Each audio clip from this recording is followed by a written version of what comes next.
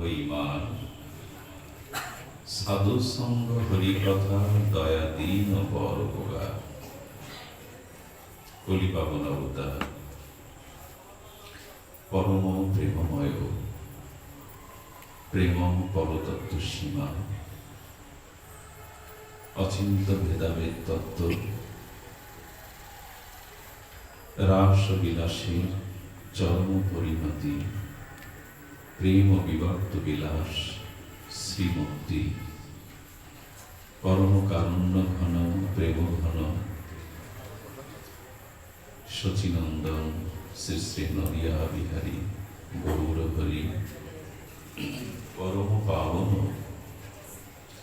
পতিত উদ্ধারণ পতিত দারণ দয়ালিনী দাই চাঁদের মহা অনুকম্পায় শ্রীধর্মাশিস্থ বর্ষণ মুখর এই প্রকৃতির আধার মুখ উপেক্ষা করে প্রতিকূলতাকে জয় করে যারা সাধু সঙ্গে ভগবানের দিব্য নাম রূপ লীলা কথা শ্রবণে এই পবিত্রতম স্থানে উপনীত হয়েছেন, সর্বাগ্রে প্রাতঃস্মরণীয় পরম বন্দনীয় জীবন সর্বস্ব জীবন ধন শ্রী শিল গুরু মহারাজের পাবন পদারবিন্দে পরার্থ কোটি দণ্ডবত প্রণতি। সুমঙ্গল সাধু সমাজ, সন্তজন, মহতজন, ভক্তজন, শ্রদ্ধাশীলা, ধর্মশীলা, কল্যাণিয়া দেবী মূর্তি মাতৃগণ, এই জীবাধমের পক্ষ হতে আপনাদের সকলের চরণে বন্দনা পূর্বক ধন্যবাদ প্রণতি।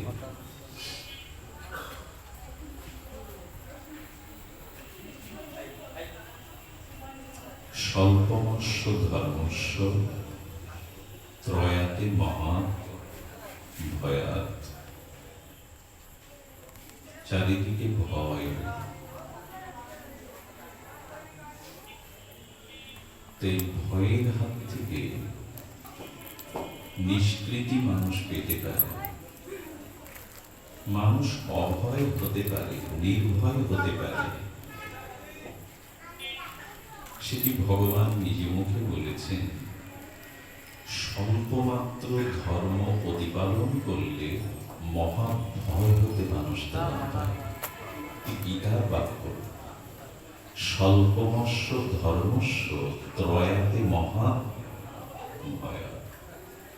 স্বয়ং ভগবানের মুখনির্গলিত অতি বড় আশা ভরসার বাণী হল, মানুষ ভয় শূন্য হতে পারে, নির্ভয় হতে পারে। কখন? যদি স্বল্প পরিমাণে কেউ যথাযথ ধর্ম পালন করে।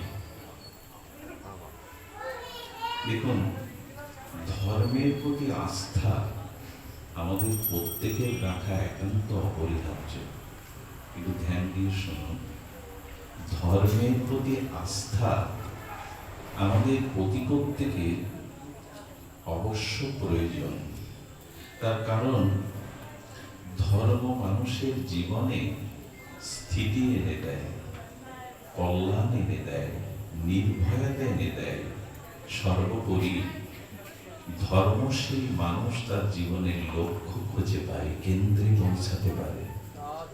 লক্ষ্য আছে তো, আমাদের জীবনের একটা লক্ষ্য আছে, ধর্ম সেই লক্ষ্যে পৌঁছে দেয়। ধর্ম প্রতিষ্ঠার জন্য অপ্রপঞ্চ থেকে প্রপঞ্চে ভগবান আসে। ধর্ম কত বড় তত্ত্ব, যার প্রতিষ্ঠার জন্য স্বয়ং ভগবান বারবার সে জিনিস সহজ হতে পারে। ভগবান যা প্রতিষ্ঠা করতে আসেন সেটি কত মহিমাপূর্ণ। ধর্ম প্রতিষ্ঠার জন্য কে আসেন? স্বয়ং ভগবান আসেন। আচ্ছা, ধর্মের লক্ষণ কি? ধর্ম তো হচ্ছে, কিন্তু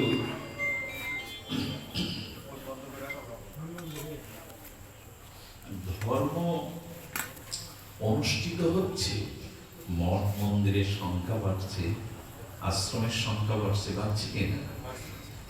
ধর্ম বিগত 50 বছরের থেকে বর্তমানে ধর্মের গতাগতি অনুষ্ঠান বেশি হয়েছে কিনা, এটা একটা প্রশ্ন দেখা দিয়েছে।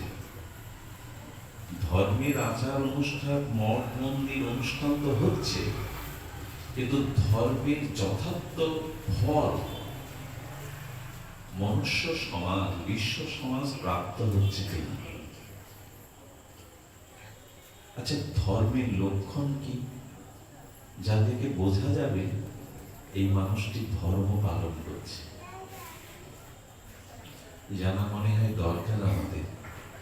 ধর্মের লক্ষণ কি?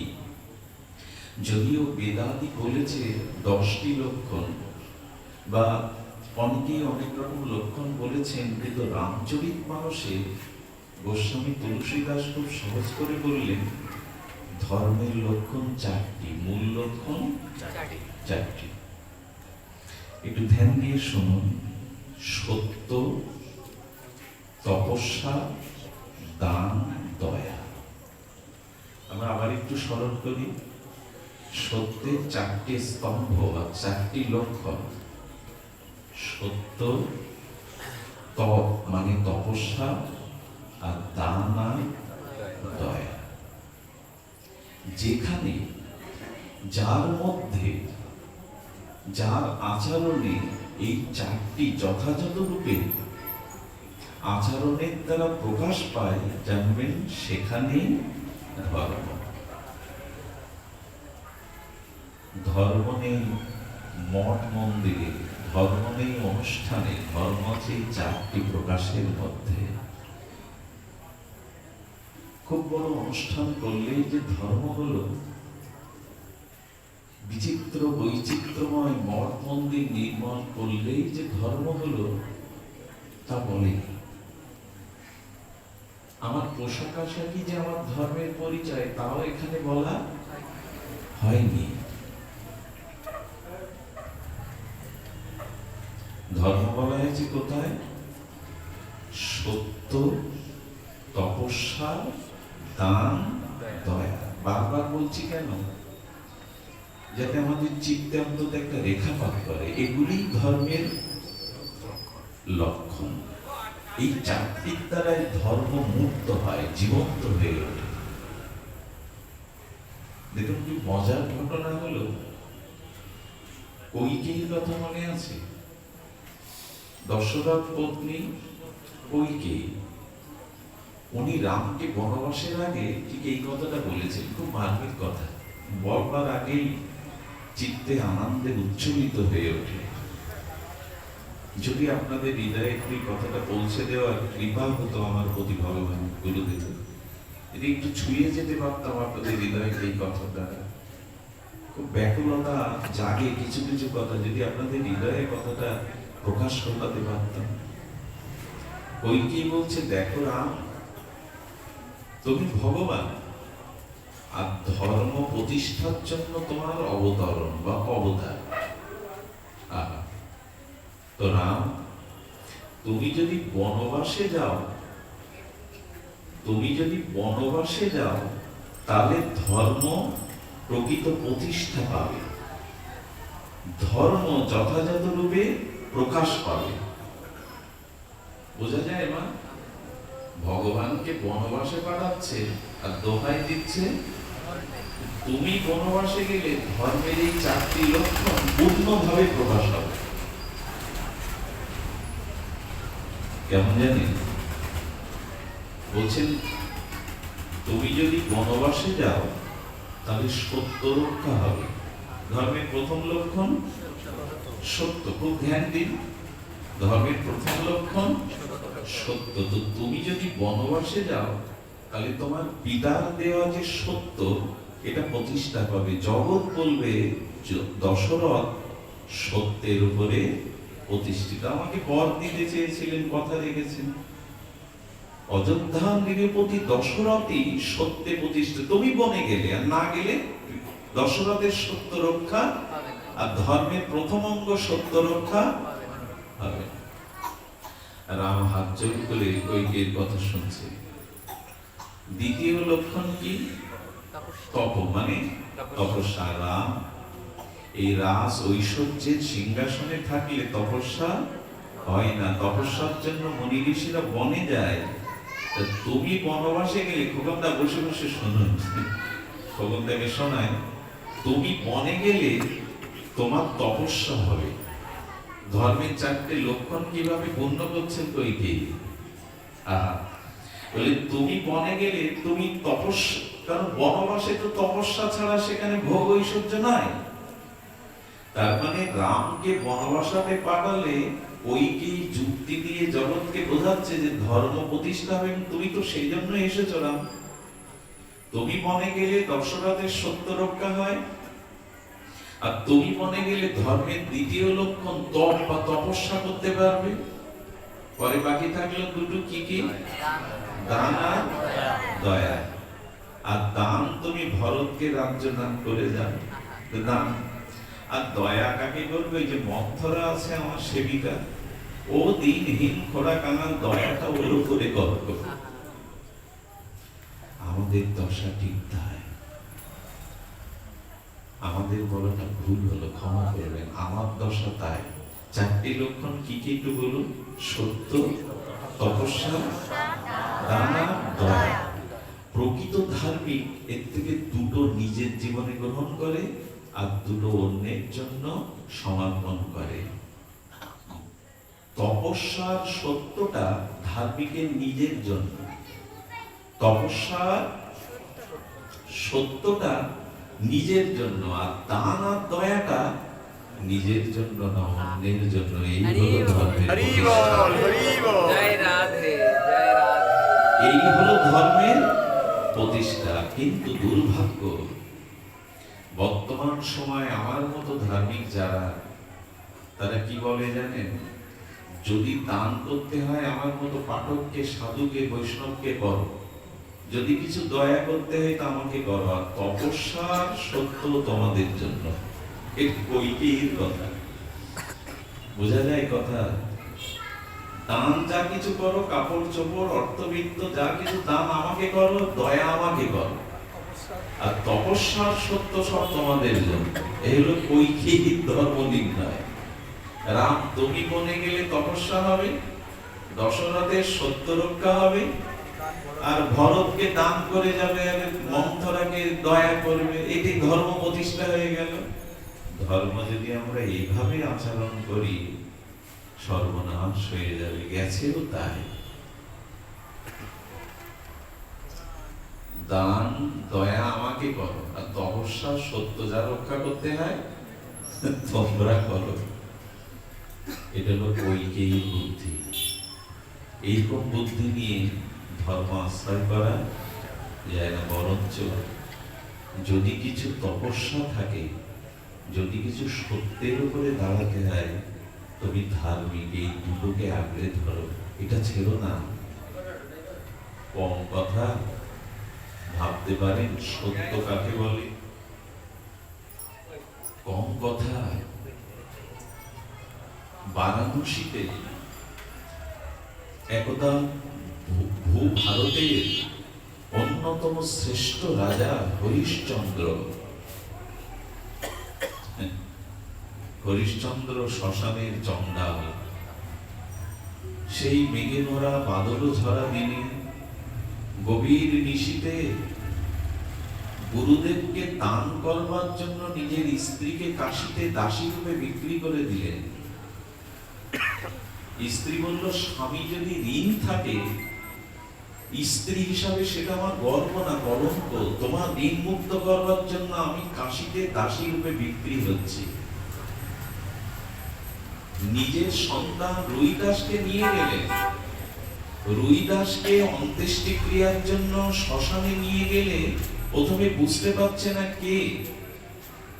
বিদ্যুৎ চমকিতে দেখলেন আমারই একমাত্র পুত্র রুইদাস পড়ে আছে।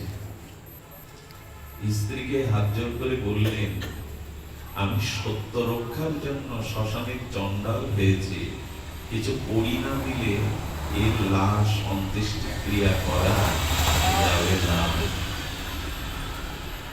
একবার ভাবতে পারেন, সত্য রক্ষার জন্য, দানের জন্য নিজের স্ত্রীকে দাসী রূপে, তখন দাসী প্রথা ছিল, দাসী দাস বিক্রি হতো বাজারে। এখনো তো 1 মাসের জন্য, 1 সপ্তাহের জন্য জন বিক্রি হয়, কোন কোন হাট আছে। তো নিজের একমাত্র সন্তানকে শ্মশানে পোড়াবে না যদি করি না দাও, এই বংশেই ভগবান রাম আসবে না তো আপনার আমার বংশে আসবে? এই হরিশ্চন্দ্রের বংশেই তো রঘুপতি রাজীব লোচন মর্যাদা পুরুষোত্তমে এসেছিলেন।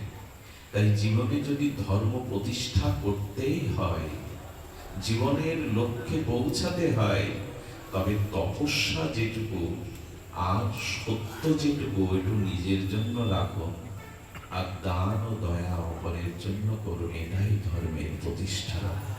খুব বড় বড় কথা বলাটা ধর্ম নয়। মুখস্থ করে মানুষকে ঘন্টার পর ঘন্টা বসিয়ে রেখে মোহিত করার নাম ধর্ম নয়। ধর্ম মানে তপ এবং সত্য নিজের জীবনে থাকবে, আর যে দুটি অন্যের জন্য বিলিয়ে দাও, দান ও দয়া, এটাই ধর্মের প্রতিষ্ঠা। এটাই আমাদের জীবনে ধর্মকে মুক্ত করবে। প্রতিটি মহামানবের চরিত্রে দেখবেন এই ধর্মের মূর্ত প্রতিষ্ঠা হয়েছে। তবে হ্যাঁ, একটু বলি,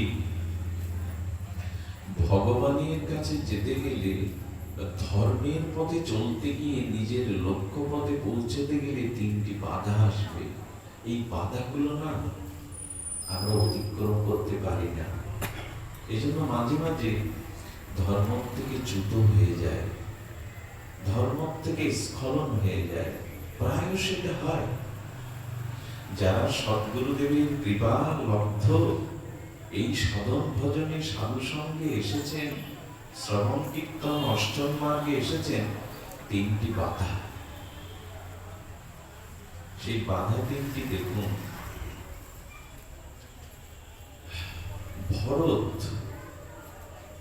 ভরত যখন এলেন, কথা মনে পড়ল, রাম বনবাসে যাওয়ার পরে যেদিন সুমন্ত এসে সংবাদ দিল রাজা দশরথকে, রঘুপতি রামচন্দ্র 14 বছরের আগে ফিরবে না, এই কথা শোনা মাত্র দশরথ প্রাণ ত্যাগ করেছিলেন।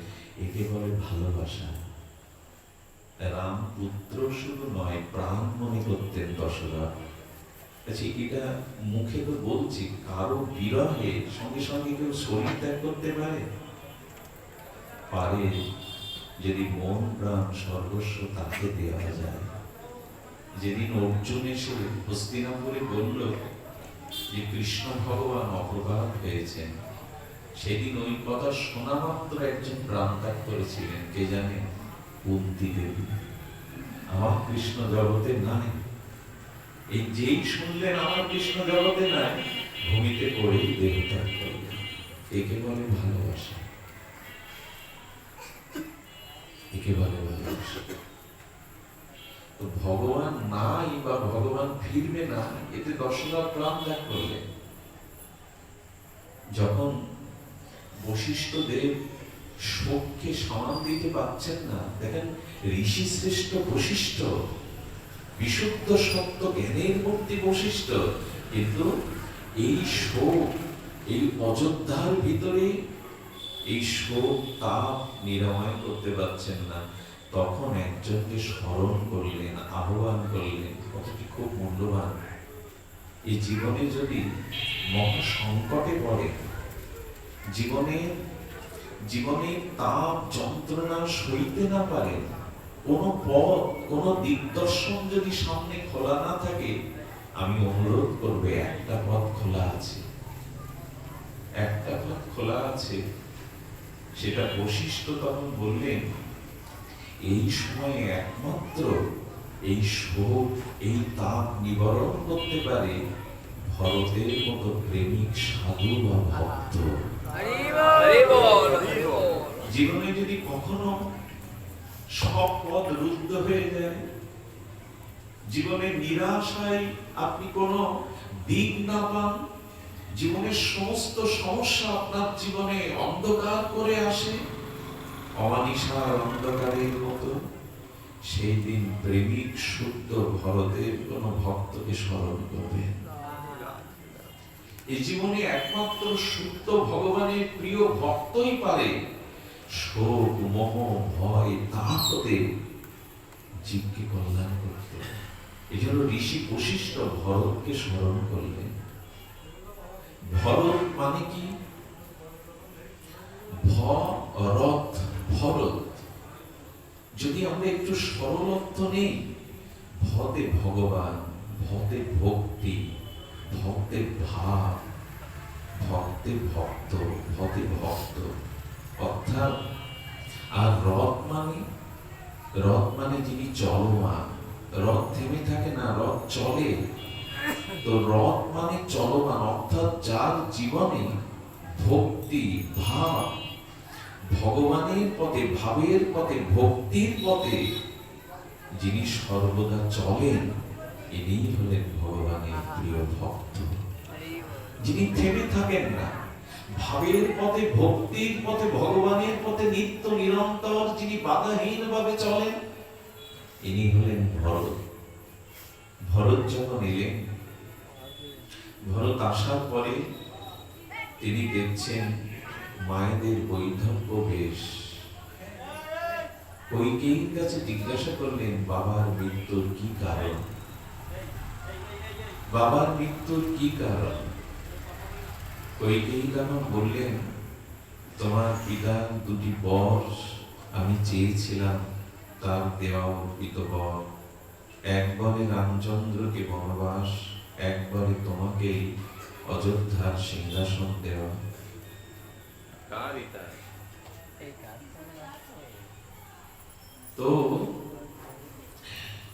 তো রাম বনবাসে যাওয়াতে পুত্র সুখে তোমার পিতা দেহ ত্যাগ করেছে।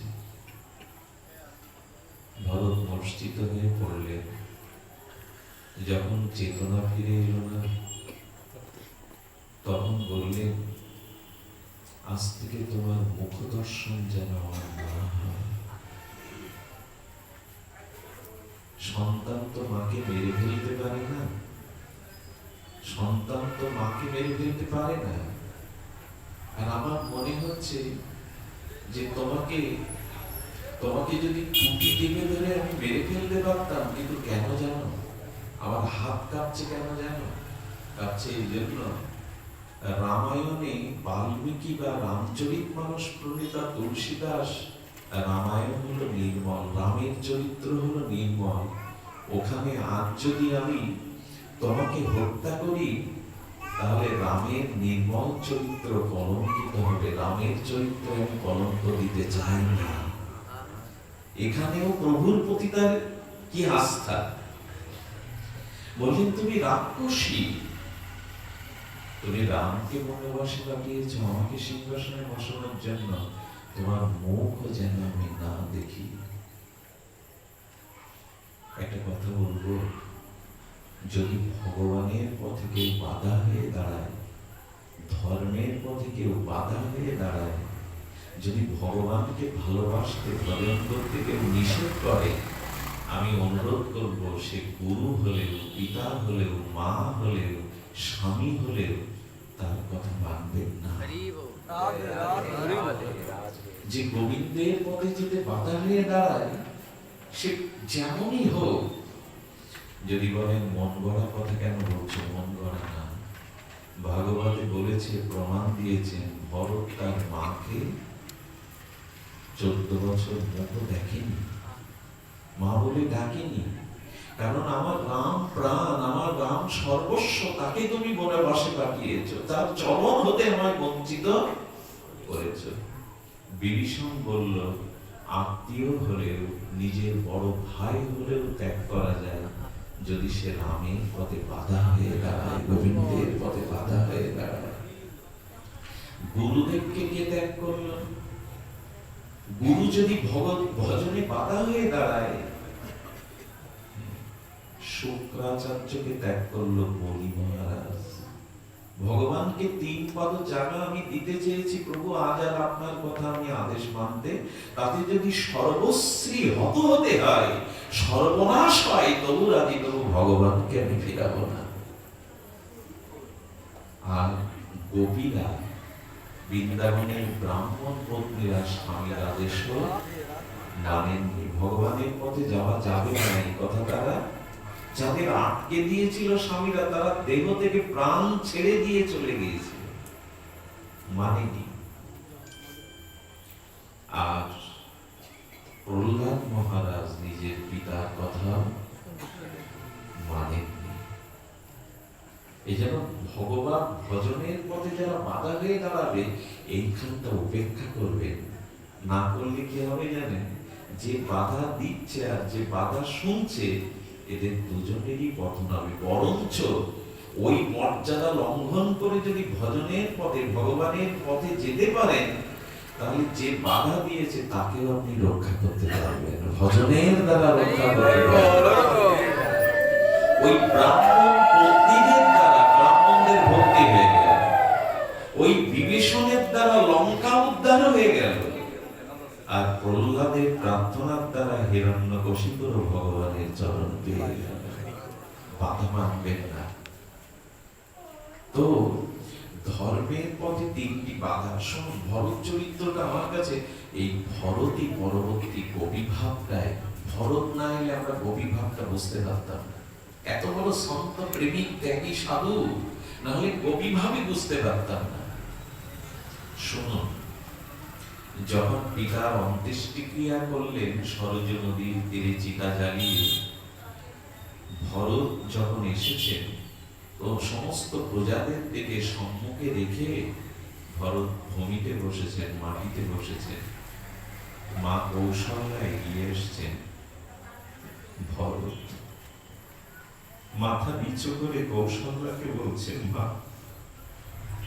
মা, আমাকে বিষ দিয়ে মেরে ফেলো, আমাকে বিষ দিয়ে মেরে ফেলো। এই পাপিষ্ঠের জন্যই আজ প্রভু বনবাসে। কারো দোষ নয়, সমস্ত দোষ এই পাপিষ্ঠের। আমার জন্যই প্রভু বনবাসে, আমার জন্যই তোমার বৈধব্য বেশ। মা কৌশল্যা গিয়ে জড়িয়ে ধরেছেন ভরত। ভরত, যেদিন তুই এলি সম্মুখে, আমার কি মনে হলো জানেন? আমার মনে হলো ভরত আসেনি, আমার রাম বুকে এসেছে। কত বড় উদারতা! কৌশল্যা বলছেন, ভরত, তোকে দেখে মনে হলো আমার রাম ফিরে এসেছে আমার কোলে। ভরত মনে করেছিল আমার জন্যই তো আগুন লাগলো, কেউ ক্ষমা করবে না আমায়। নিজেকে পাপী মনে করে, পাপিষ্ঠ মনে করে মুখ তুলছে না। তখন কৌশল্যা কি বলেছিল জানেন? বলেছিল, মা, তুমি কেন প্রভুকে বাধা দিলে না? আমার প্রাণারাম রামকে তুমি কেন? পিতা আদেশ দিয়েছে, তুমি বাধা দিতে পারতে।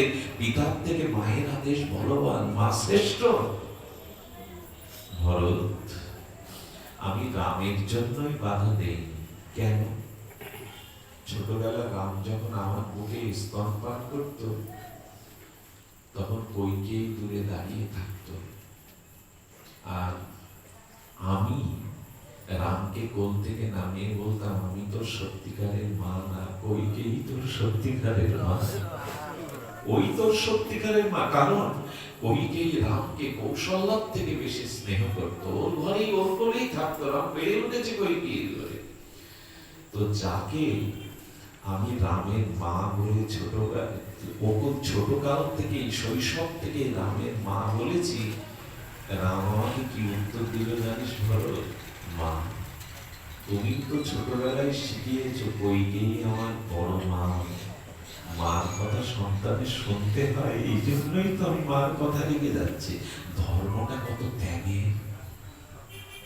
একটা জিনিস বলি, ভক্তি জগতে বিরোধ নেই, জ্ঞান কর্ম অন্য কিছুতে বিরোধ আছে, দলাদলি আছে। ভক্তিতে যেখানে ভক্তি সেখানে কোনো গায়ের জোর বা সেখানে কোনো বিরোধ।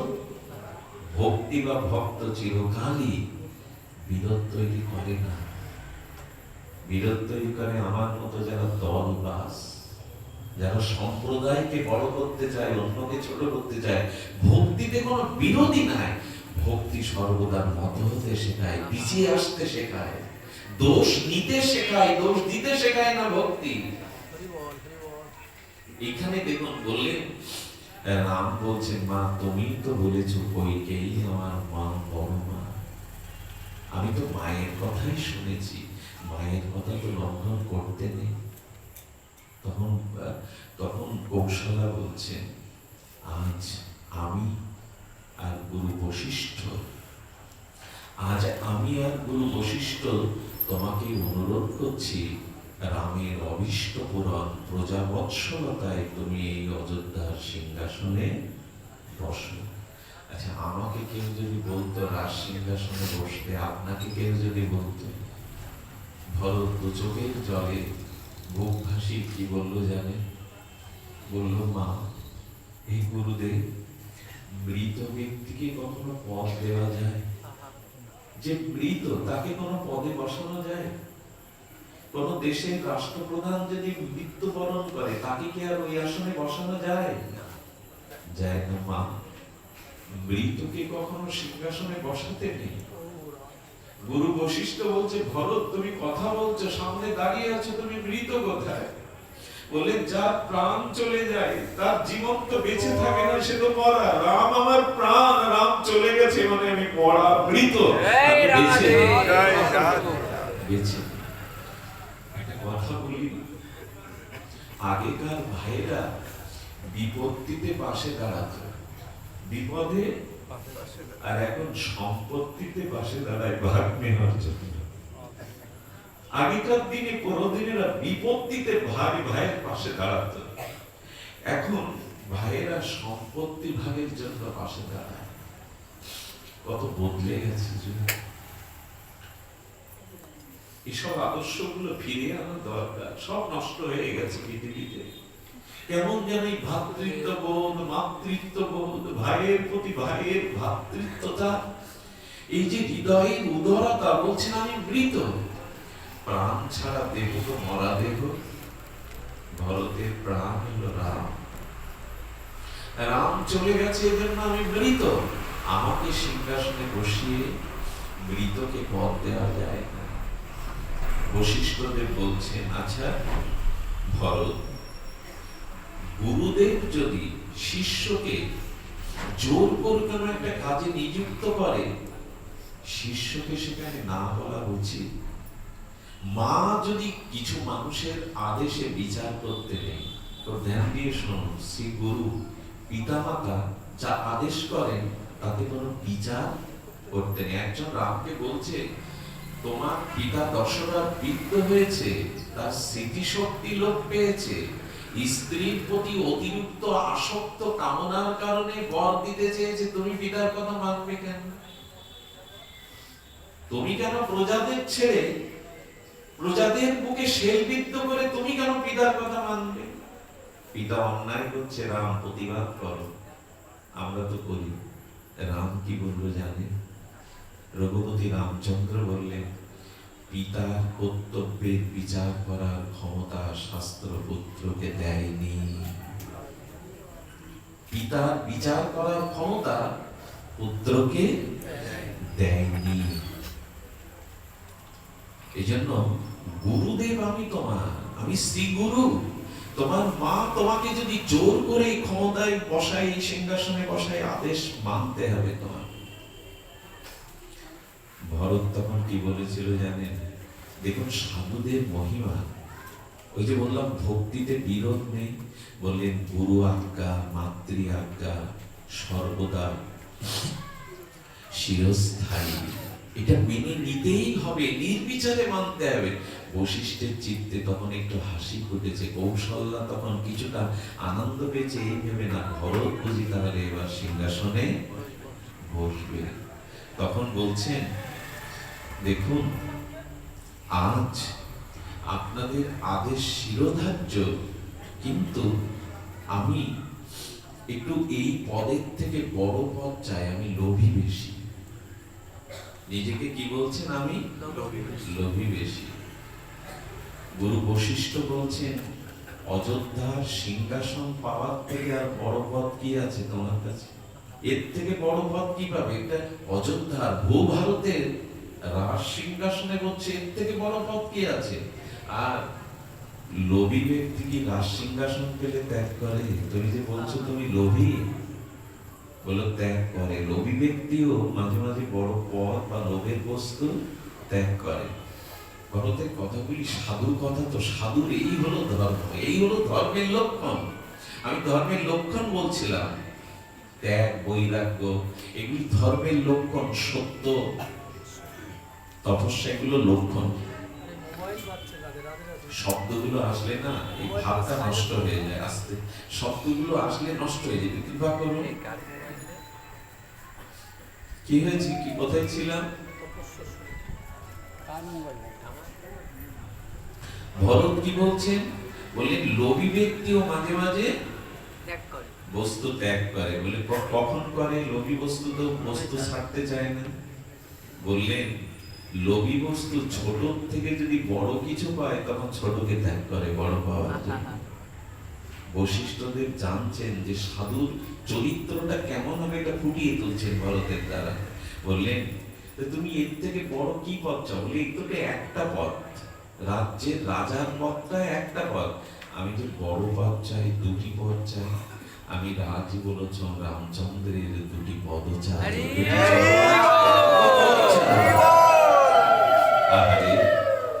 এই হলো সাধু, এই হলো ধার্মিক, যিনি রাজপদ প্রভুর পদের জন্য, চরণের জন্য ত্যাগ করতে পারে। আমরা কতটুকু ত্যাগ করতে শিখেছি বলুন তো? নিজেকে ধার্মিক বলে দাবি করব, ভক্ত বলে দাবি করব। অযোধ্যার রাজ্য পদ ছেড়ে দিচ্ছেন যে আমি প্রভুর চরণ দুটি পদ চাই। গৌরাঙ্গের দুটি পদ চার প্রেম, ওটাই তো সম্পদ। যে রাজ্য পায় সে রাজ্য ধরে রাখতে পারে না, রাজ্য থেকে টেনে নামায় তাকে। একসময় তাকেও লাঞ্ছিত হতে হয়, কিন্তু ভগবানের চরণ পদ, ওই আসন যে একবার হৃদয়ে ধারণ করতে পারে, তার আর পতন কেউ ঘটাতে পারে না। ওটাই বড় পদ। শ্রেষ্ঠত্বের পদ হলো শ্রী ভগবানের পদ।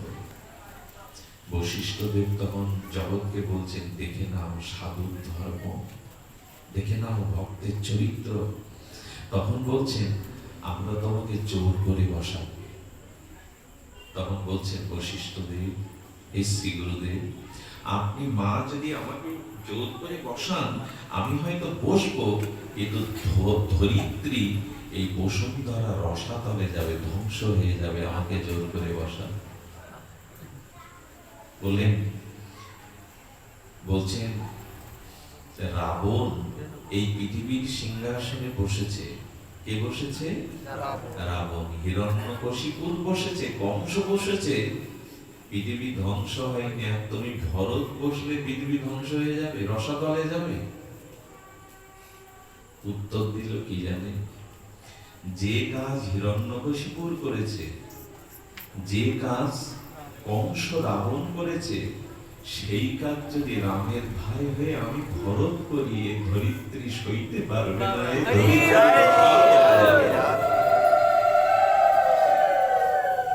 আমার মাঝে মাঝে মনে হয় এই কথার মধ্যে যদি রাত দিন এই চিন্তায় ডুবে থাকতে পারতাম,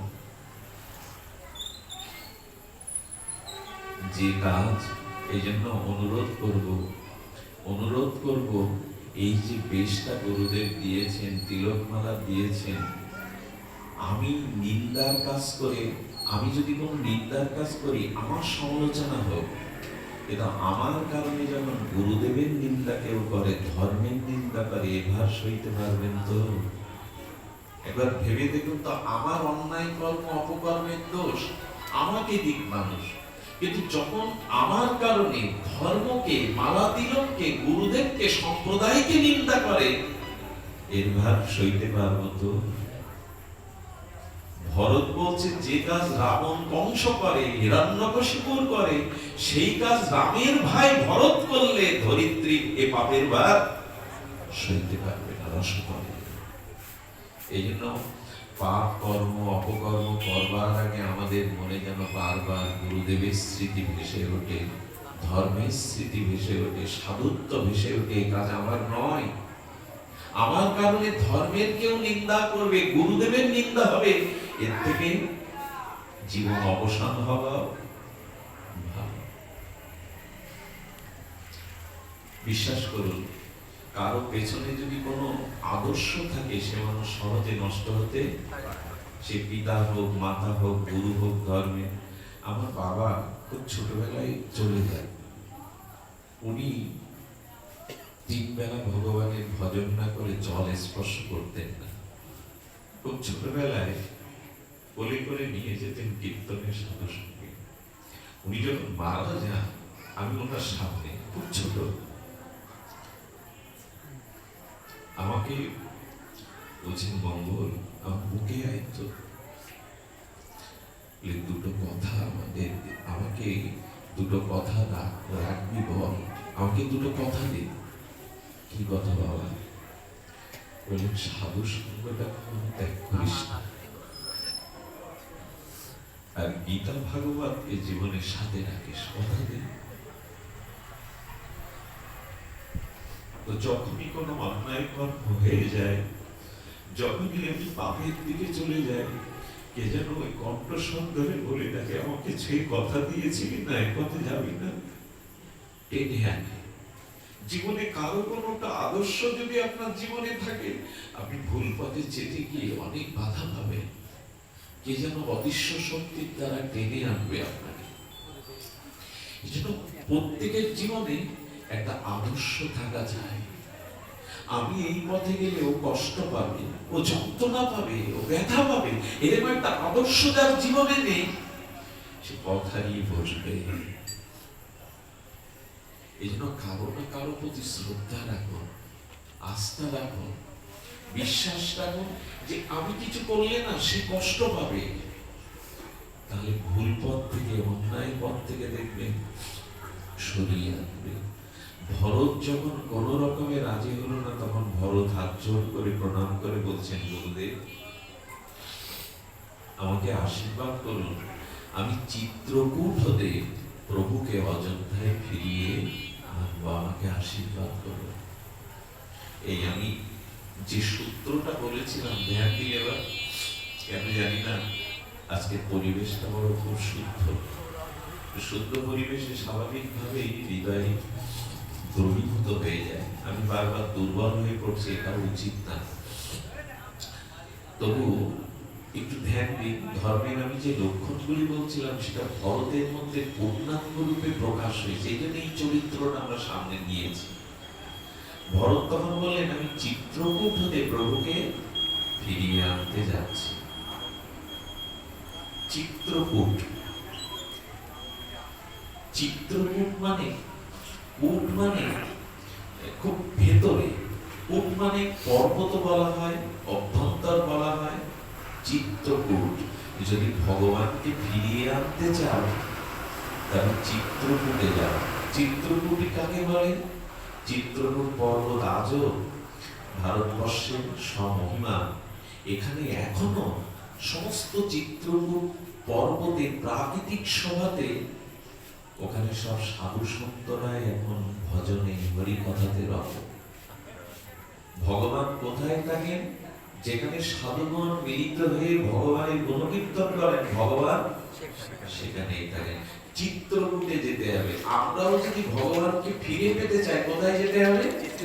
চিত্রকূট, যেখানে সাধু সন্ত মিলিত হয়ে ভগবানের জপ তপ ভজন করছে, ওইখানে ভগবানকে পাবে।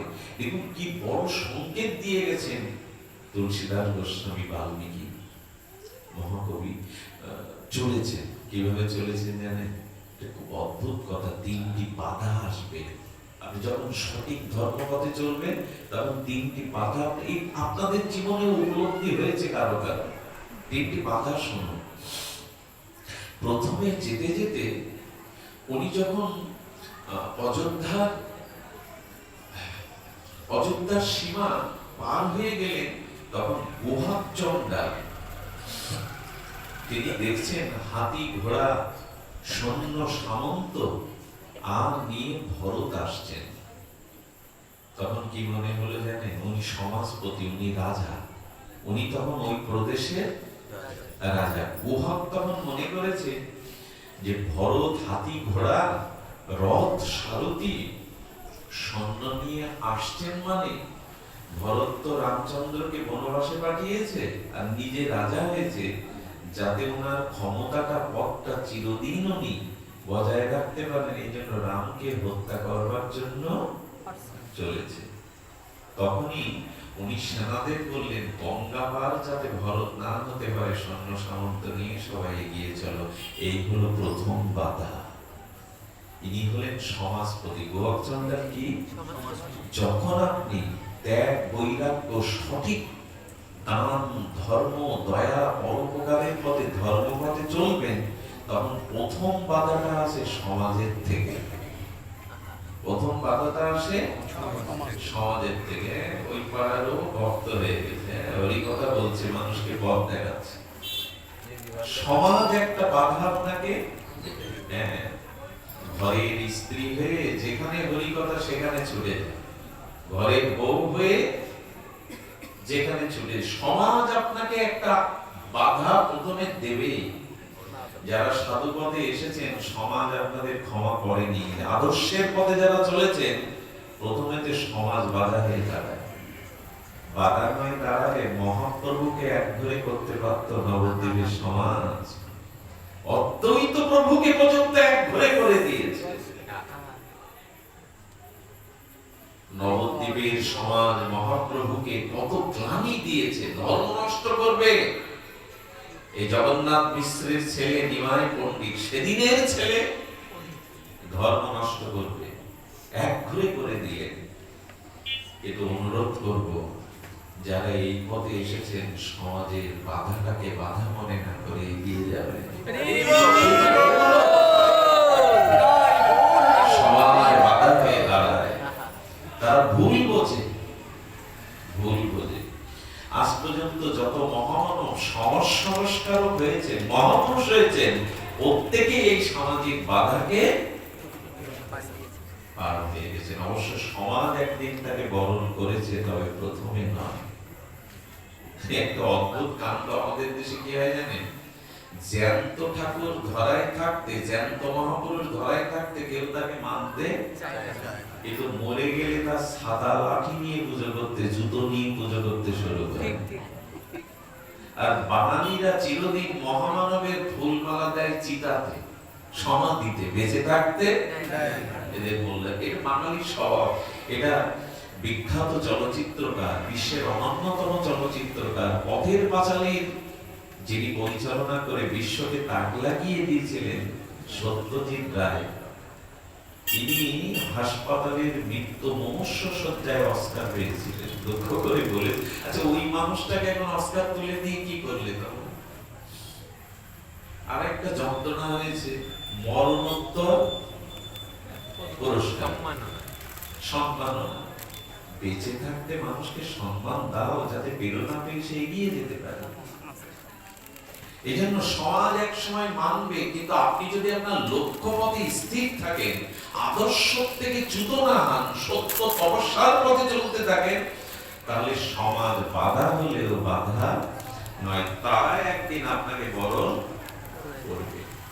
যখন এগিয়ে গেল সৈন্য নিয়ে, তখন চোখের সামনে গিয়ে যেই দাঁড়িয়েছে, তখন বলল, এই গোহাব চণ্ডাল রামচন্দ্রকে গঙ্গার এপারে এক রাত্রি সেবা করেছিলেন, এখানে থাকতে দিয়েছিলেন, উনি নদী পার করে দিয়েছিলেন। কি বলবো আপনার, চণ্ডাল গোহাব ভরত চরণে গিয়ে পড়েছিল। তুমি প্রভুকে সেবা করেছো, প্রভুকে পার করে। ভরতের চোখের জল আর তার ভাষা, তার চটি দেখে ওনার ভুল ভাঙলো। গোহাব চণ্ডাল বললে, এত প্রেমিক তুমি ভরত, এত প্রেমিক তুমি। আমি বলছি যদি সত্যকে ধরে রাখতে পারেন, ধর্মকে ধরে রাখতে পারেন, যে সমাজ একদিন আপনাকে বাধা দিয়েছে তারা একদিন মাথায় করে আপনাকে পিছিয়ে যাবেন না, পিছিয়ে যাবেন না। দ্বিতীয় বাধা, ভগবানের কাছে যেতে গেলে ধর্মের প্রতিমূর্তি আনতে গেলে লাগবে না ওটা। দ্বিতীয় বাধা কোথায় জানেন? উনি যেতে যেতে ভরদ্বাজ ঋষির আশ্রম দেখছেন। কি দেখলেন? ভরদ্বাজ ঋষির আশ্রম। ঋষি কি করলেন জানেন? ঋষি তার তপশক্তির দ্বারা, তপস্যার দ্বারা ওখানে স্বর্গের মতো সমস্ত উপাচার আর স্বর্গীয় সুখ সৃষ্টি করলেন তপস্যার বলে। ঋষি পরীক্ষা নিতে যাচ্ছেন ভরত কেমন সাধু, কেমন ধার্মিক। কি করলেন? তপস্যার দ্বারা স্বর্গীয় সুখের বাতাবরণ সৃষ্টি করলেন। ওই যেমন চারিদিকে সুন্দর করে স্বর্গীয় সুখ, নির্মল পবন, নিত্য গীত, আর চারিদিকে এটা সৃষ্টি করলেন। ভরত কি করলো জানেন? আহারে ভরত ওই সমস্ত স্বর্গীয় সুখ, সুখময় উদ্য ফেরি নিবে শয্যা ছেড়ে, নির্মল আরাম আয়েশ ছেড়ে ওই মেঝেতে সারা রাত কাঁদলো আর গড়া করে দিল, প্রভু কবে তোমার চরণ পাবো, কবে তোমাকে ফিরিয়ে আনতে পারবো।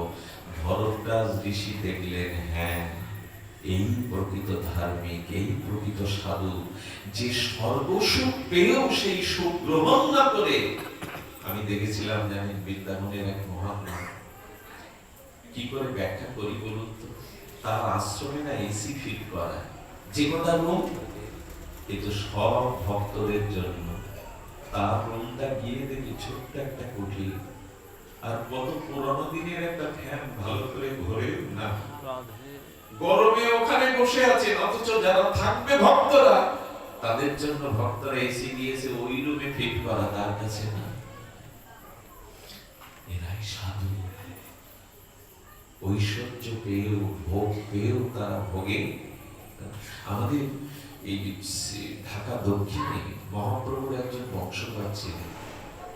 একবার এক ভক্ত গিয়ে দেখে উনি একটা গামছা পরে ওই মেঝেতে, কত খাট দিয়েছে ভক্তরা, পালঙ্ক দিয়েছে, মেঝেতে শুয়ে আছে। তাকে প্রশ্ন করেছিলেন তার একজন অঙ্গ সেবক, প্রভু আমি খাটে না ঘুমিয়ে মাঝে মাঝে দেখেছি যখন আশ্রমে থাকেন তখন এই মেঝেতে একটা মলিন কাপড়, ছেঁড়া গামছা পরে কেন শুয়ে থাকে?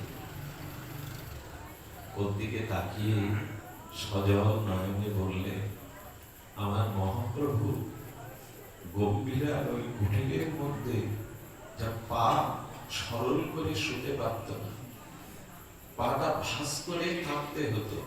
ওই গম্ভীর গাম্ভীরার মধ্যে মহাপ্রভু 12টা বছর মাথায় কোনো বালিশ দেননি, মেঝের উপরে পড়ে থাকতো। একটা কলার পাতা সরার শুকনো, ওই কলার পাতার মাঝখানে যে শুকনো ডাটা থাকে, ওইটা দিয়ে একটা কাঁথা তৈরি করে ভক্তরা দিয়েছিল, ওর উপরে 12টা বছর পড়েছিল। তার বংশধর হয়ে পালনকে স্মরণ করা কি শোভা পায়?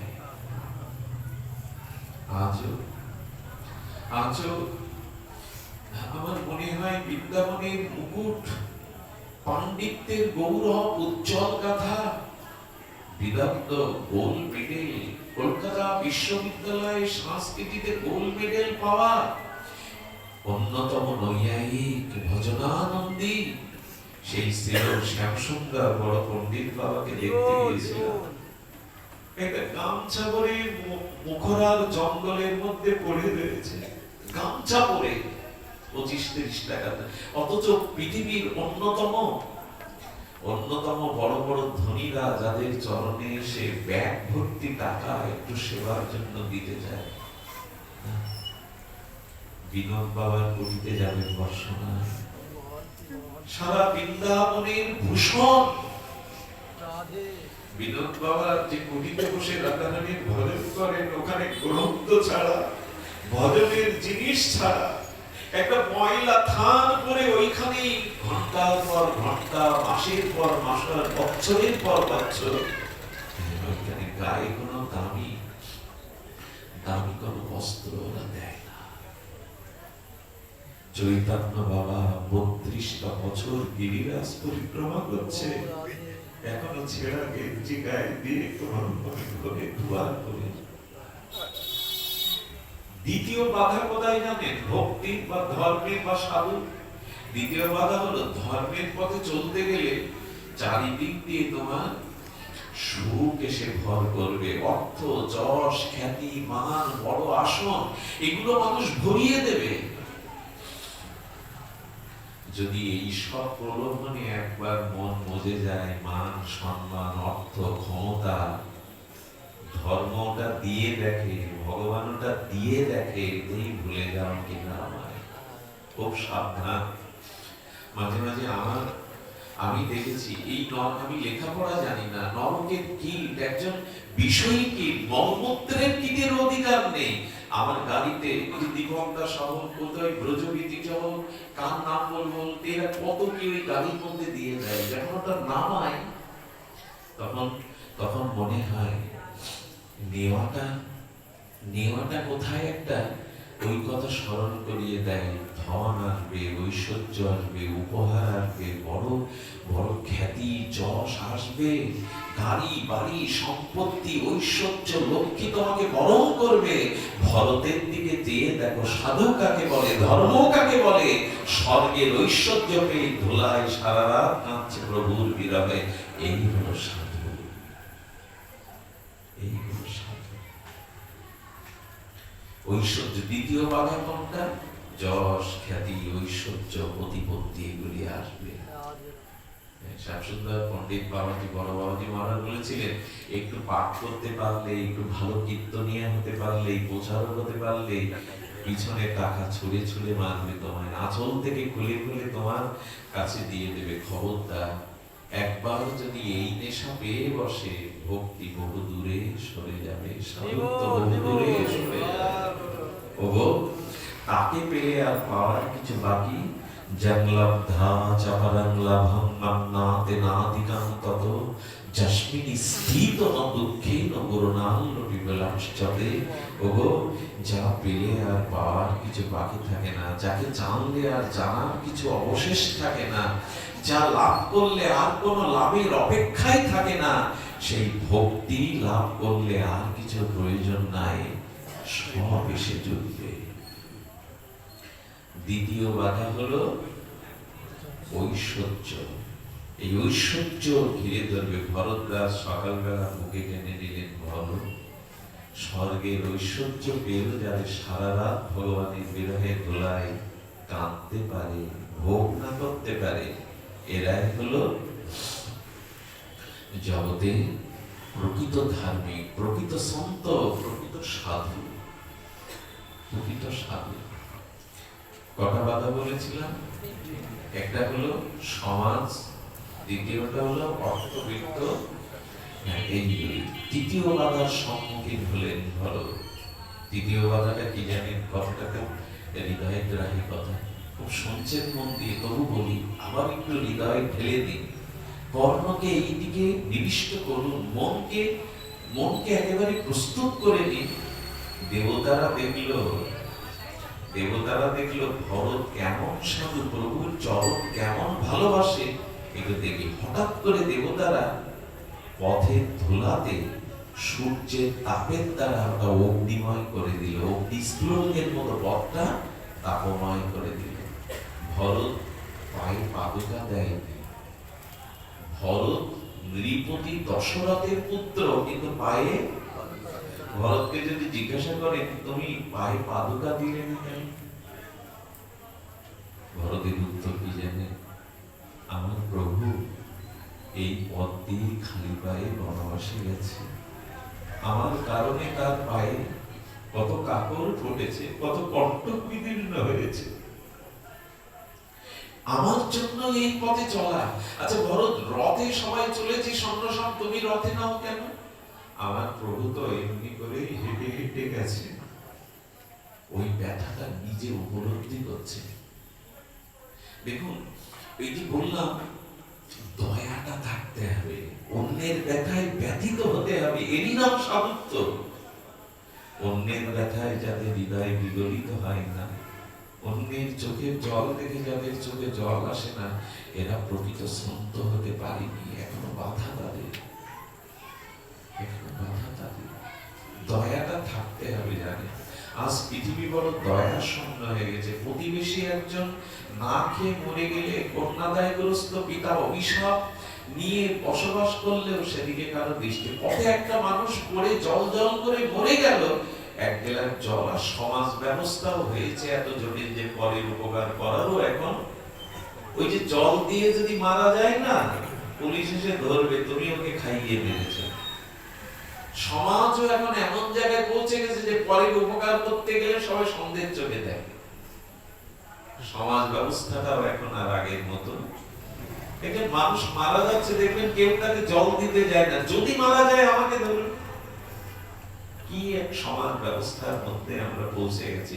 তবে হ্যাঁ, যতটুকু পারে পরের উপকার, পরের দুঃখে নিজের হৃদয়টা প্রভাবিত যেন হয়। মাখন তো সূর্যের তাপ পেলে গলে যায়, সাধুর হৃদয় বড় দুঃখ দেখা মাত্র গলে যায়। এই জন্য দয়া, দয়াটা আজ কেমন যেন ওই যেসব নদীগুলো শীর্ণ হয়ে গেছে, বৈশাখী চৈত্রের নদীর মতো দয়াটাও শুকিয়ে গেছে আমাদের জীবন। পরের দুঃখে আমাদের হৃদয় কাঁদে না, পরের ব্যথায় ব্যথিত হই কি। গোবিন্দ উত্তর কষ্টে চলেছেন, গোবিন্দ ধেনু বৎসগণ নিয়ে আর রাখাল সকাদের নিয়ে সেই উত্তর কষ্টের গোখুর উত্থিত গোধূলি ধুলিতে, আর গোবিন্দের শ্রীবদন কেমন অপূর্ব শোভামণ্ডিত হয়ে আর অভিন্নম সুন্দর ভোজনাথ চলেছেন উত্তর কষ্টে মুরলী বাজাতে বাজাতে। রাধারানী সখীগণ সহ চিলেকুটার উপর থেকে গোবিন্দ দর্শন করছেন। একটু নয়নের তৃষ্ণা, কখন ওই বদন চরণ দর্শন করব। আচ্ছা, ভগবানকে দেখতে গেলে প্রথমে চরণ দেখতে হবে না বদন দেখতে হবে? কোনটা মা? আগে চরণই দেখতে হয়। আরতিতে ওই নিয়ম নাকি? আরতিতে কি নিয়ম? আগে চরণ নাকি ভুল হচ্ছে? মুখমণ্ডল চরণ তো যায়, দর্শনে আগে কি করতে হবে? চরণ। রাধারানীর গোবিন্দের রাতুলো আতুলো প্রেমময় চরণের দিকে যেই দৃষ্টি গেছেন, গোবিন্দ যেই তপ্ত বালুতে সারাদিনের ব্রজের ধুলিতে, ব্রজের বালুকণাতে সূর্যের কিরণ তাপ লেগেছে, বালুগুলো তখনও তপ্ত। ওই তপ্ত বালুর উপরে গোবিন্দ যেখানে যেখানে পদবিন্যাস করছেন, রাধারানী ঈশ্বরে ব্যথায় ব্যথিত হচ্ছে, যতবার পা ফেলছে। ললিতা বিশাখা সখীবৃন্দ বলছে, রাধে, কেউ গায়ে আগুনের ছেঁকা দিলে যেভাবে তাপ লেগেই ব্যথিত হয়, তুই ব্যথা পাচ্ছিস কেন?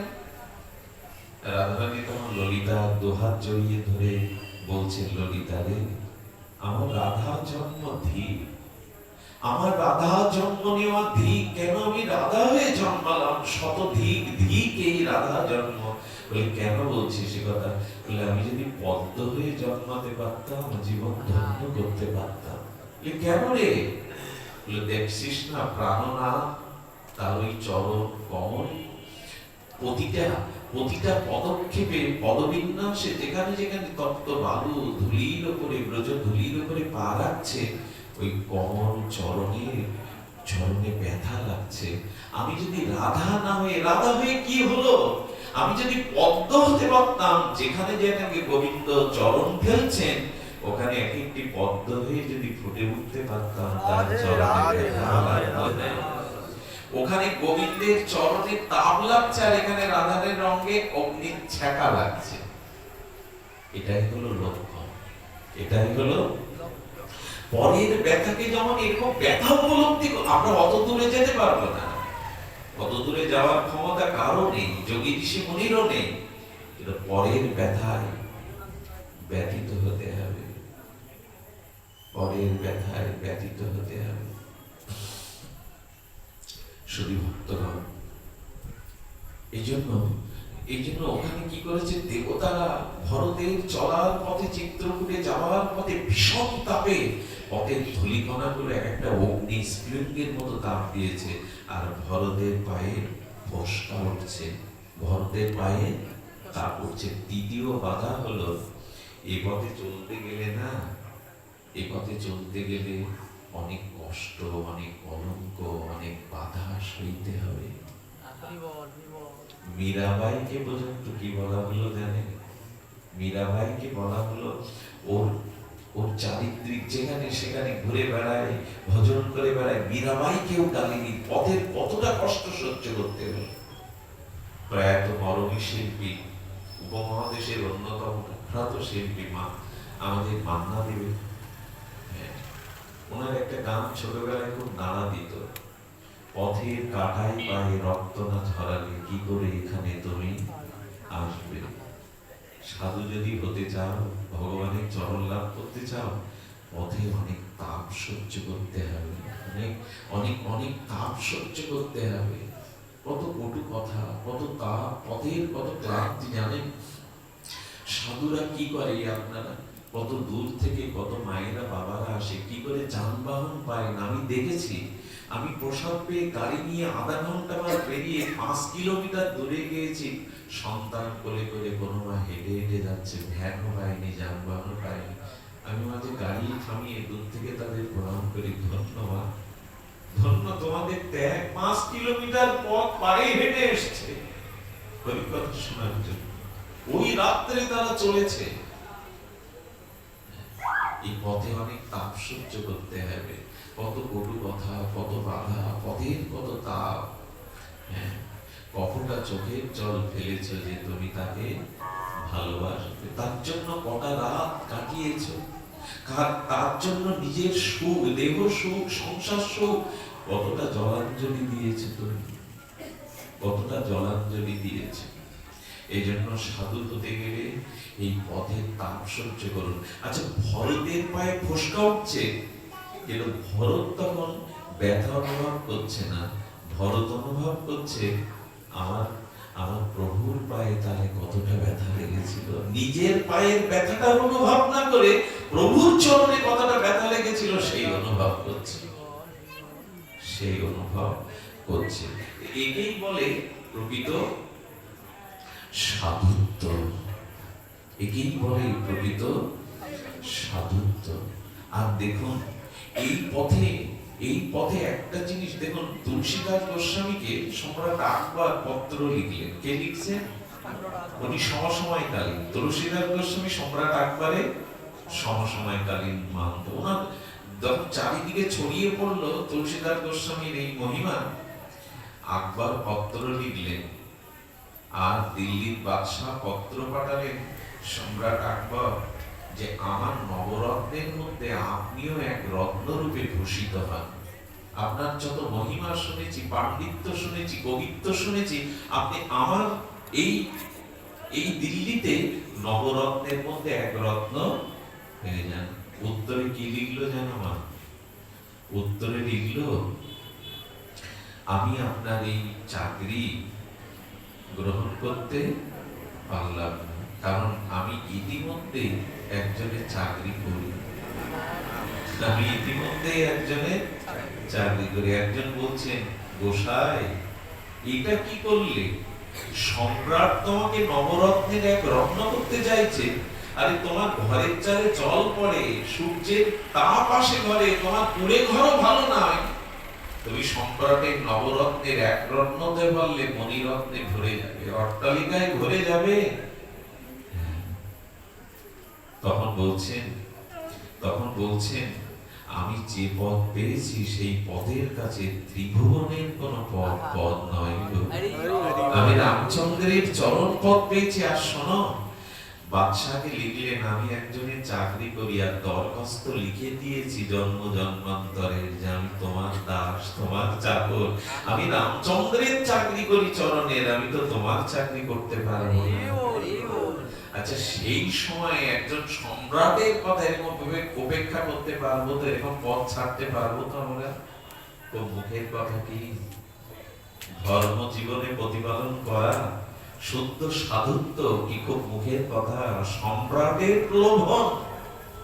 আর সাধু কেমন হবে জানেন? আচ্ছা, এই মনিরামপুরে কেউ যদি 20-25 তলা একটা সুরম্য অট্টালিকা তৈরি করে, বহুজন দাঁড়িয়ে দাঁড়িয়ে দেখে সেই সূর্য সুরম্য অট্টালিকা, কিন্তু কোনো বৃন্দাবনের ত্যাগ বৈরাগ্যবান সাধু ওই পথে যেতে গেলে দাঁড়িয়ে দেখবে তো কেমন মানিয়েছে, সে উপেক্ষা করে চলে যায় ওদিকে। তার তো একবার আমাদের বৃন্দাবনে কুম্ভন নাম এক সন্ত শিরোমণি, বৃন্দাবনের ভূষণ শিরোমণি, এই কুম্ভন দাসকে একবার বলছেন কি, এই সিগড়িতে একটি কেল্লা আছে, সেই ব্রিটিশদের সেই মোগলদের তৈরি করা সিগড়ি, সিগড়ি কেল্লাটা একবার চলো তো দেখে আসি। উনি বললেন আমি কি করতে? বললো চলো না। তো সেই সিগড়ির কেল্লা দেখে এসে বলছেন, আচ্ছা কেমন দেখলেন কুম্ভন না, কেমন দেখলেন? উনি বলছেন কি, কোথায় আর কি দেখেছি, আমি তো রাম নামে মস্তিতে গেছি আর রাম নামে মস্তিতে চলে এসেছি, ওই যে যেমন দেখে না, আমি তো দিকে তাকাইনি। তাই সাধু কখনো কারো ঐশ্বর্যের দিকেও লোভ দেন না, কেন তার হলো আমার হলো না। এগুলো সব সাধুত্বের লক্ষণ, অপেক্ষা করে সে, আমি আমার মস্তিতে ছিলাম। এই কুম্ভনাথকে একবার একজন রাজা কৃপা নিতে এসেছিলেন, এসে দেখে তার ঘরে খাবার দাবারও কিছু নেই, বড়বার একটা চাটাই বা আসনও নাই। তো উনি ওনাকে বলছেন কি, সাধু আমি একটু এসেছিলাম, যদি আপনার সেবা করতে পারতাম। রাজা কুম্ভনাথ বললেন কি সেবা করবে? বলে আসুন না আমার সাথে। এক মুদিখানা দোকানে দিয়ে কয়েকটা সোনার মোহর দিয়ে বলছেন, ইনি যেই বছর ওনার যত মালপত্র লাগে তুমি এখান থেকে নিয়ে একটু রাম সেবা, একটু ভগবানের সেবা করবে। তখন বললেন কি, এগুলো আমি নেব না, কারণ আমি আর এক দোকান খোলা আমার জন্য, আমার আর একটা দোকান আছে, আমি সেখানেই লেনদেন করি, তো আপনি চলুন না দেখবেন। তো রাজার হাত ধরে কুম্ভনাথ এসে দেখছে একটা সবজির ক্ষেত আর একটা কুল গাছ, বলি এই আমার দোকান গো, এরাই আমায় দেয় বাকিতে, বলি এরা প্রভু সেবার জন্য ওই যে ক্ষেতের শাক আর এই বরুই গাছে যে কুল হয়, এইগুলো আমার প্রভু সেবার দ্রব্য, আমার দোকান তো আছে। রাজা মাথা নত করে বলে গেল, এদের জন্যই ভারতবর্ষকে মানুষ সাধুর দেশ হিসাবে, আধ্যাত্মিক পীঠস্থান হিসাবে মানে, এদের জন্য, এদের জন্য। সাধুত্ব হলো এই। আমার তো বোঝানোর ক্ষমতা নেই, শ্লোক জানি না, শাস্ত্র জানি না, যা জানি ওই আবল তাবল পাগলের মতো, বাচালের মতো, বালকের মতো বলবার চেষ্টা করছে, এইটুকু, এই হলো সাধুত্ব। এদের বাঁধতে পারিনি কোনো কিছু দিয়ে, এদের বাঁধতে পারিনি, সময় নেওয়ার অধিকার নেই। তবু শুরু করেছিলাম স্বল্পমস্য ধর্মস্য ত্রয়াতে মহত, যদি স্বল্প পরিমাণেও যথার্থ ধর্ম প্রতিপালন করা যায়, তাহলে মহাভয় হতে নিষ্কৃতি পাওয়া যায়, যায় আজও যায়। ভগবানের চরণকে যারা আশ্রয় করেছে, ভজ হরি মন শ্রীনন্দের নন্দন অভয় চরণার বিন্দরে, অভয় চরণার বিন্দ, এই চরণে যদি আশ্রয় নাও, তাহলে তোমার জীবনে আর ভয় থাকবে না। ভয় কি গো? আমি গতদিন যেন বলেছিলাম, একজন ফাঁসির আসামি যদি জজ কোর্ট থেকে হাইকোর্ট থেকে যদি সুপ্রিম কোর্টের বড় কোনো বেঞ্চ তাকে ফাঁসির রায় বহাল রাখে, তার আর বাঁচবার কোনো উপায় আছে বাবা? উপায় আছে কি? নেই। কিন্তু একটা উপায় তখনও খোলা আছে, এই দেশের সংবিধান রাষ্ট্রপতিকে একটা বিশেষ ক্ষমতা দিয়েছে না? রাষ্ট্রপতি মহোদয় যদি মনে করে এই ফাঁসির আসামিকে আমি মুক্তি দিতে পারবো, এই ক্ষমতা তাকে সংবিধান দিয়েছে। একটা দেশের রাজা যদি ফাঁসির আসামি, যিনি জজ কোর্ট, হাইকোর্ট থেকে, সুপ্রিম কোর্ট থেকে চিহ্নিত দাগী আসামি, ফাঁসির আসামিকেও যদি বিশেষ ক্ষমতা বলে প্রেসিডেন্ট মুক্তি দিতে পারে, তাহলে যিনি রাজার রাজা, রাজাধিরাজ ভগবানের চরণাশ্রয় করেছেন, ধর্মের যথাযথ চরিত্রায়ন করে, কাকে ভয় হতে গোবিন্দ মুক্ত করতে পারবে? আরো জানো, একটা এমএলএ বা এমপির যদি 10-20টা কেসও থাকে, পুলিশ তাকে ধরবার জন্য যদি প্রস্তুত থাকে, কিন্তু সেই এমএলএ এমপি যদি সংসদের মধ্যে অবস্থান করে, তাকে অ্যারেস্ট করবার ক্ষমতা কারোরই নেই, সে যে কোনো ব্রাঞ্চের হোক। ও যখন বাইরে আসবে, কথাটা সংকেত কি জানেন? যদি ধর্মের সংসদের মধ্যে একবার প্রবেশ করতে পারো, ধর্মরূপ সংসদের মধ্যে একবার প্রবেশ করতে পারো, ওখানে আর তোমাকে মায়ার সংসার কারাগারে শৃঙ্খলিত করতে পারবে না। ওখানে যাও, ওখানে যাও। আর মহাপ্রভু তো আমাদের একটু সহজ উপায় দিয়ে গেছেন, আত্মসমর্পণ। হাত তুললেই হলো, দাঁড়িয়ে হাত তোলো, সমর্পণ করো, সমর্পণ করো। হয় না? দেখুন দ্রৌপদী যেদিন বললেন, হে দ্বারকাধীশ বিপদ ভঞ্জন মধুসূদন, কি বললেন? হে দ্বারকাধীশ। জানেন গোবিন্দ তখন, গোবিন্দ সবখানে আছেন, শুধু কি দ্বারকায় আছেন? ভগবান সবখানে আছেন, কিন্তু গোবিন্দ দেখছে দ্বারকার নাম করেছে দ্রৌপদী, সেই দ্বারকা থেকে আসতে গিয়ে বিলম্ব হয়ে যাবে। এই জন্য গোবিন্দ সেদিন কাপড়ের অবতার হলেন, যেমন মৎস্য অবতার হয়েছেন কুর্ম অবস্থায়, বস্ত্রখণ্ড অবতার হয়ে গোবিন্দ নিজেই বস্ত্র হয়ে উড়ে গিয়ে দ্রৌপদীকে ভেসিয়ে দিলেন। ভক্তের জন্য ভগবান আর কি অবতার হলেন? বস্ত্র অবতার হলেন। দ্রৌপদী জিজ্ঞাসা করেছিল, প্রাণনাথ তোমার আসতে কেন এত বিলম্ব হয়েছিল? কি বললো জানেন? বললো, তুমি আমাকে দ্বারকানাথ বলে ডেকেছিলে, ওই দ্বারকা বলাতে দ্বারকা থেকে আসতে আমার বিলম্ব হলো। আমি তো এখানেও ছিলাম, তোমার হৃদয়েই ছিলাম, তুমি দ্বারকা বলেছো বলে দ্বারকা থেকে আসতে আমার। কতটা তিনি ভক্তকে মূল্যায়ন করে। আমার খুব মনে পড়ে, ছোটবেলায় দেখতাম যে ছোট ছোট মরক মুরগির বাচ্চা ছোট ছোট ডিম থেকে উঠে যখন খেলতো না, দেখতে ভালো লাগতো। হঠাৎ যদি চিল আসতো, মা কি করতো জানেন? দুটো পাখনা মিলে দিত। আমি খুব দৃঢ়তার সহিত বলতে পারি, ওই পাখনার তলে যে শাবকগুলো, বাচ্চাগুলো আশ্রয় নিত, কোটি চিলের সাধ্য নয় ওর থেকে বাচ্চাকে কেড়ে নেবে। ভগবান যেন বললেন, ভজনের আশ্রয় এসো, গুরুর চরণ আশ্রয় এসো, আর তোমাদের কেউ নিতে পারবে না। আসো, এসো, এসো তোমরা। ছোট্ট একটি ঘটনা বলি, আর বিশ্রাম করি। তবে একটা কথা বলবো, এই কথাটা খুব হৃদয়ের উৎসাহিত কথা। একটা কথা বলবো, যার ভিতরে ভক্তি আছে, একটু প্রেম সঞ্চারিত হয়েছে, একটু হরিনামের আস্বাদন পেয়েছেন, আপনাদের নিবেদন করব, এই প্রেমামৃত রস, এই ভক্তির রস, এই ভজনের রস যত গোপন করতে পারবে, তত এটা সুরক্ষিত হবে। এটা খুব মূল্যবান, খুব মূল্যবান একটা সিদ্ধান্তের কথা বলি। এখানে আপনারা যারা আছেন, খুবই প্রিয়জন আপনারা, মহৎজন আপনারা, আপনাদের মুখ দেখেই কথা আসে, এটা গোপন করবেন। আচ্ছা, ভক্তিটা রস কিনা? হ্যাঁ, ভক্তিটা, প্রেমটা রস কিনা? কোন তরল উৎকৃষ্ট রসবস্তু যদি পাত্র থেকে উন্মুক্ত করা হয়, পাত্র থেকে ঢেলে বাইরে উন্মুক্ত করা হয়, ওতে মশা মাছি বসে, কীট পতঙ্গ এসে পড়ে। বোঝা যায় কথাটি? কোন রসবস্তু, কোন অমৃতময় রসবস্তু যদি পাত্র থেকে উন্মুক্ত করে ঢেলে দেন, বাইরে প্রকাশ করে, মধ্যে কি বসবে? মশা মাছি, কীট ধুলাবালি এসে বসবে। যেমন ভক্তি রসটা, ভজন রসটা আবৃত করে ঢেকে রাখো, বাইরে প্রকাশ করতে যেও না, মশা মাছি এসে বসবে। নিজেকে প্রকাশ করতে যেও না।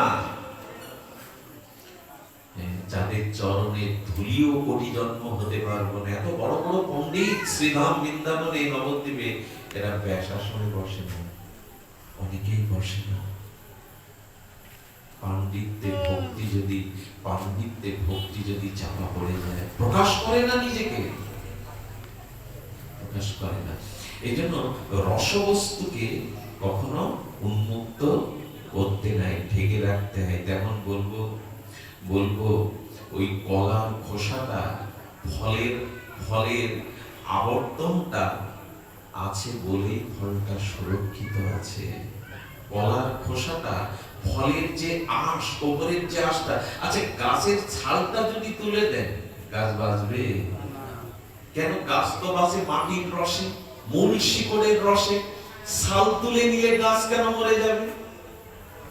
বাইরের তাপ থেকে, বাইরের শীত থেকে ওকে আবরণ দিয়ে রাখে, এই জন্য তো বেঁচে যায়।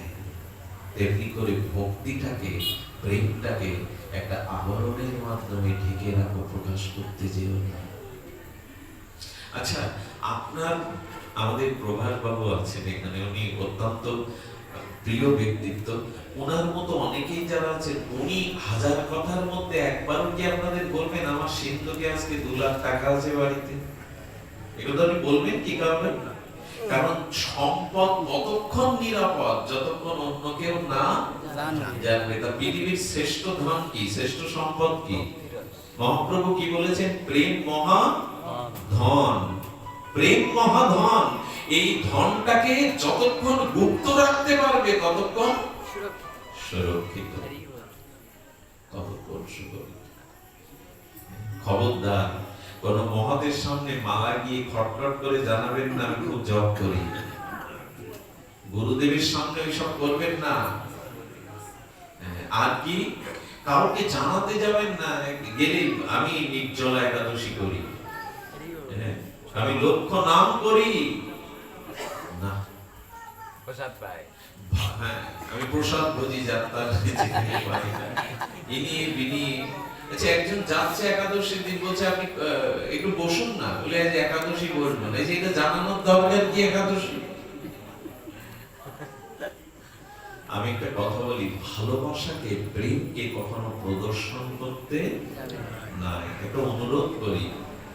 ভালোবাসা বা প্রেমকে আজকাল কি বলবো, স্বামী স্ত্রীর যে অন্তরঙ্গ ভাবটাও প্রকাশ হচ্ছে মোবাইলে। এটা কত বড় নারকীয় সময় পৌঁছে গেলে, যেগুলো আবৃত করে। প্রেম কখনো প্রদর্শনের জিনিস না। প্রেমকে লিখে হয় না। প্রেম কখনো লিখে, কবিতা লিখে হয় না। প্রেম হয়, প্রেম লিখে হয় না, প্রেম হয়। আর যার হয় সে কেবল অনুভব করে। এটা জানানোর জিনিস না। আজকাল এটা লেখালেখিতে, ইঙ্গিতে, কিন্তু না। আর এই প্রেমকে বোঝবার জন্য সব থেকে বড় দৃষ্টান্ত আমাদের ব্রজের গোপীরা। ব্রজের গোপীরা, গোপীরা সাজতো কেন? গোপীদের যদি দেহ ইন্দ্রিয় সুখ না থাকে, আত্মন্দ, গোপীরা সাজতো কেন? গোপীরা সাজতো কেন জানেন? গোপীরা সাজতো এই জন্য, আমরা সুন্দর হয়ে গেলে গোবিন্দ সুখ পাবে, তার নয়নের সুখ হবে। নিজেকে সুন্দর করার জন্য সাজতো না। আচ্ছা, রাধারানী কি ওই ভেবে সাজতো? আমার ভাগবত জীবনের এই কথাটা সব থেকে মূল্যবান কথা। রাধারানী কি গোবিন্দকে সুখ দেবেন বলে গোপীদের মতো নিজেকে সাজাতেন? নুপুর দিতেন, আরতি, আলতা, অলকা তিলকা, কাজল দিতেন, সাজাতেন। রাধারানী কেন সাজতেন? গোবিন্দের কাছে যাওয়ার জন্য। গোপীরা সাজতেন এই জন্য যে আমরা সুন্দর হয়ে গেলে সুন্দরতম আমাদের দেখে আনন্দ পাবে, আমাদের প্রকাশ করবার জন্য না। বিজ্ঞাপন কখনো করতে নাই প্রেমে ভক্তিতে, ওরা করতে না। রাধারানী কেন সাজতেন জানেন? রাধারানী সাজতেন গোবিন্দ আমাকে দেখে যাতে কষ্ট না পায়। রাধে, এই কথা কি বলছো? তোমাকে দেখে গোবিন্দ কষ্ট পাবে? তোমার চরণ পাওয়ার জন্য সে উপাসনা করে। রাধারানী বললেন, আমি সাজি কেন জানো? আমার সৌন্দর্যকে ঢাকবার জন্য। এই কথাটা শুনে মানে আমি মাটির তলে যদি চলে যেতে পারতাম এরকম মনে হয়েছিল। বলছে রাধারানী সাজে নিজের স্বাভাবিক সৌন্দর্যকে ঢেকে দেওয়ার জন্য। বলি কেন রাধে? বললো আমার যে স্বাভাবিক রূপ, সেই রূপে যখনই আমি গোবিন্দের সামনে যাই, আমাকে দেখলে উনি মূর্ছিত হয়ে পড়ে যান। এই রূপে রাধারানীর যে স্বাভাবিক রূপ, সেটা যখন গোবিন্দ দর্শন করেন তখন প্রেমে মূর্ছিত হয়ে পড়ে যান। গোবিন্দ যখন মূর্ছিত হয়ে ধুলায় পড়ে যান তখন আমার বড় ব্যথা লাগে, তাই আমি সাজি, এই জন্য আমার রূপটাকে ঢেকে দেওয়ার জন্য আমি সাজি, যাতে আমার এরকম কথা শোনা যায় কখনো? যদি বলে না মানুষ সাজলে তো তার রূপের থেকে আরো তারে ভালো দেখায়, ভূষণ পরলে, অলংকার পরলে তার রূপের থেকেও তাকে মানায়। কিন্তু রাধারানী অলংকার পরতেন নিজের রূপ ঢাকার জন্য। কেন জানেন? ওই অলংকার গুলো, ওই সমস্ত আবরণ গুলো বলতো রাধারানীর অঙ্গে আমরা গেলে রাধারানীর সৌন্দর্য বাড়ে না, আমাদের সৌন্দর্য বাড়ে। ভূষণেরও ভূষণ রাধারানীর অঙ্গ। অর্থাৎ উনি নিজেকে সাজান কেন? নিজের রূপটাকে। কারণ ওই প্রেমময় স্বরূপে গোবিন্দ দেখলেই মূর্ছিত হয়ে পড়ে যান। শুধু ভক্তগণ, প্রেম বিজ্ঞাপন করবার জিনিস নয়, এটা অন্তরের জিনিস। কেমন জানেন? এক কবি সন্ধ্যাবেলায় গোবিন্দের মুখ দেখতে কি করেছে জানেন? জ্বালানো প্রদীপটা ফু দিয়ে নিভিয়ে দিয়েছে। জ্বালানো প্রদীপটা ঘরে ফু দিয়ে নিভিয়ে গিয়ে গোবিন্দ যে ঘরে যশোদা তাকে কোলে করে রেখেছেন, যশোদাকে গিয়ে বলছেন, যশোদে মা, কি গো গোপী, বলে প্রদীপটা নিভে গেছে তাই প্রদীপ ধরাতে এলাম। আহারে, কি করে গোপন করে একবার প্রাণনাথকে দেখা যায়। বলে যাও, প্রদীপ জ্বলছে, প্রদীপ জ্বালিয়ে নিয়ে যাও। বাইরে আসার পরে যে এক ঝলক গোবিন্দের বদন দেখেছেন, আবার লোক জেগেছে। ফু দিয়ে প্রদীপটা নিভিয়ে গিয়ে বলছেন, মা বাতাসে নিভে গেছে, আর একবার ধরতে এসেছি। এই হলো অনুরাগ। আমি এক মাতাজিকে জানি, তিনি শিক্ষিকা।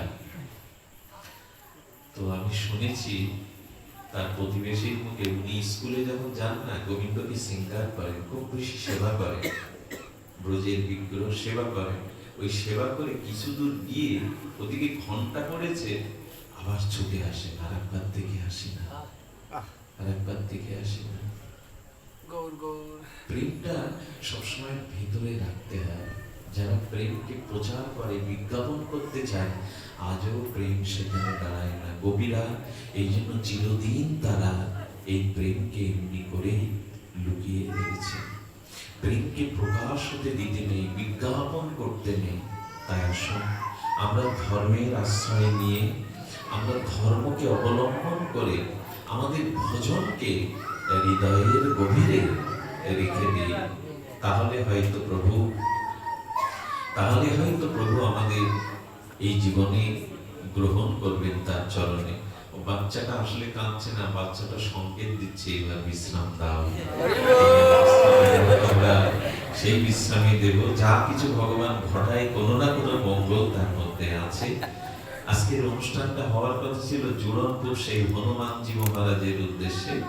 যেহেতু আবহাওয়া খারাপ, এই জন্য ওখানে একটু জল টল জমে গেছে, হয়নি। তবে আমার কেন মনে হয় কোন সৎ সংকল্প সহজে পেছাতে নেই। তো খোকন তাকে কি বলবো, চিরদিন তার কাছে ঋণী আমি, তার ভালোবাসা, তার অনুকম্পা।